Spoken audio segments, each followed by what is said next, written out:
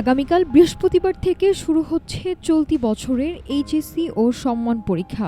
এবার দেশের সব শিক্ষা বোর্ডে একই প্রশ্নপত্রে পরীক্ষা অনুষ্ঠিত হতে যাচ্ছে। প্রশ্ন ফাঁস ঠেকাতে নেওয়া হয়েছে কঠোর নিরাপত্তা ব্যবস্থা। আগামীকাল বৃহস্পতিবার বাংলা প্রথম পত্রের মধ্য দিয়ে শুরু হচ্ছে ২০২৬ সালের এইচএসসি ও সমমান পরীক্ষা।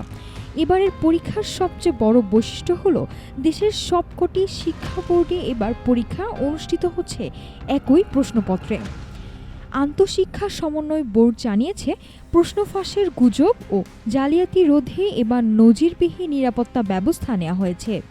এবারের পরীক্ষায় অংশ নিচ্ছে মোট ১২,৭০,৫৮৩ জন শিক্ষার্থী, যা গতবারের তুলনায় প্রায় ১৯,৫০০ বেশি। এর মধ্যে ৯টি সাধারণ বোর্ডে পরীক্ষার্থীর সংখ্যা ১০,৬৯,৭১৪ জন এবং মাদ্রাসা ও কারিগরি বোর্ডে অংশ নিচ্ছে ২,৮৬৯ জন পরীক্ষার্থী। সারা দেশের ২,৯৯৭টি কেন্দ্রে একযোগে এই পরীক্ষা অনুষ্ঠিত হচ্ছে। তবে এর মধ্যে ১৪৫টি কেন্দ্রকে ঝুঁকিপূর্ণ হিসেবে চিহ্নিত করেছে প্রশাসন, যার ৪০টি রাজধানী ঢাকা।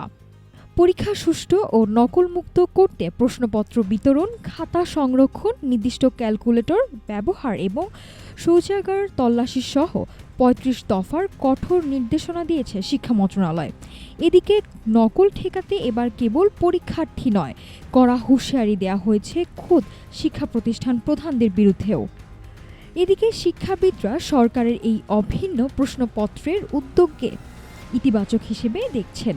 তবে প্রশ্ন ফাঁস সম্পূর্ণভাবে রোধ করা এবং সারা দেশের সব বোর্ডে একই মানদণ্ডে উত্তরপত্র মূল্যায়ন নিশ্চিত করাই এখন প্রধান চ্যালেঞ্জ বলে মনে করছেন তারা। আগামী ৮ আগস্ট পর্যন্ত চলবে এইচএসসির লিখিত পরীক্ষা এবং এরপর ১৫ আগস্টের মধ্যে শেষ হবে ব্যবহারিক পরীক্ষা। নাফসা সামিয়া, ঢাকা টুডে।